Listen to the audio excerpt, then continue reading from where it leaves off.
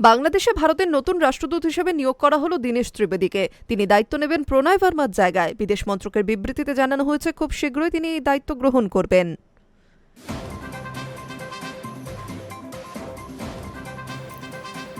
বাংলাদেশে ভারতের রাষ্ট্রদূত হচ্ছেন দীনেশ ত্রিবেদী। চূড়ান্ত হয়েছিল আগেই, এবার বিবৃতি দিয়ে তাতে শিলমোহর দিল বিদেশ মন্ত্রক। এতদিন বাংলাদেশে ভারতীয় রাষ্ট্রদূত হিসেবে নিযুক্ত ছিলেন প্রণয় বর্মা। এবার তার জায়গা নিতে চলেছেন প্রাক্তন সাংসদ দীনেশ ত্রিবেদী। বাংলাদেশে নতুন সরকার গঠনের পর থেকেই ভারতের সঙ্গে সে দেশের সম্পর্ক ধীরে ধীরে মসৃণ হচ্ছে। অভ্যন্তরীণ সংকট সত্ত্বেও বাংলাদেশে জ্বালানি পাঠিয়েছে ভারত সরকার। এই আবহে দীনেশ ত্রিবেদীর বাংলাদেশের ভারতীয় রাষ্ট্রদূত হিসেবে নিয়োগ বেশ তাৎপর্যপূর্ণ বলেই মনে করা হচ্ছে।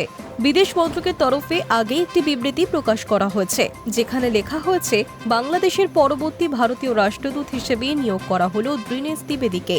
তবে কবে তিনি দায়িত্ব গ্রহণ করবেন তা জানা যায়নি। বিবৃতিতে শুধুমাত্র জানানো হয়েছে খুব শীঘ্রই তিনি এই দায়িত্ব গ্রহণ করবেন। আগে এই পদে ছিলেন প্রণয় বর্মা। পরবর্তীতে রাষ্ট্রদূত কে হবেন তা নিয়ে জল্পনা চলছিল। দীনেশ ত্রিবেদী ছাড়াও নাম উঠে এসেছিল বিহারের প্রাক্তন গভর্নর আরিফ মোহাম্মদ খানের। তবে দিন কয়েক আগেই সূত্র মারফত জানা যায় রাষ্ট্রদূত হিসেবে দীনেশ ত্রিবেদীর নামই চূড়ান্ত করা হয়েছে।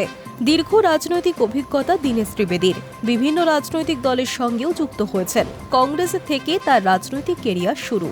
পরে জনতা দলে যোগ দেন তিনি। বাংলার সঙ্গে তার একটা বিশেষ যোগ রয়েছে, তাও রাজনৈতিক সূত্রেই। মমতা বন্দ্যোপাধ্যায় তৃণমূল গঠনের পরই তিনি এই দলে যোগ দেন। প্রথমে দলের সাধারণ সম্পাদক, পরে রাজ্যসভার সাংসদ, তারপরে সাংসদ এবং মন্ত্রী হয়েছিলেন দীনেশ ত্রিবেদী।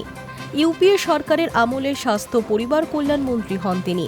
2011 সালে নির্বাচনে জেতার পর রেলমন্ত্রীর পদ ছেড়ে দেন মমতা বন্দ্যোপাধ্যায়। সেই দায়িত্বও দেওয়া হয় দীনেশকেই। পরে অবশ্য তাকে সরিয়ে দেওয়া হয়। 2021 সালের আগের থেকেই তৃণমূলের সঙ্গে দূরত্ব বাড়তে শুরু করে দীনেশের। তারপর ওই বছরই মার্চ মাসে তিনি বিজেপিতে যোগ দেন।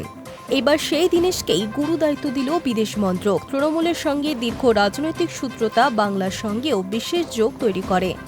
গুজরাটি পরিবারের ছেলে হলেও ঝরঝরে বাংলায় কথা বলতে পারেন।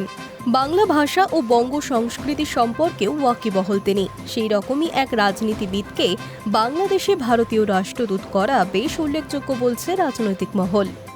High News network.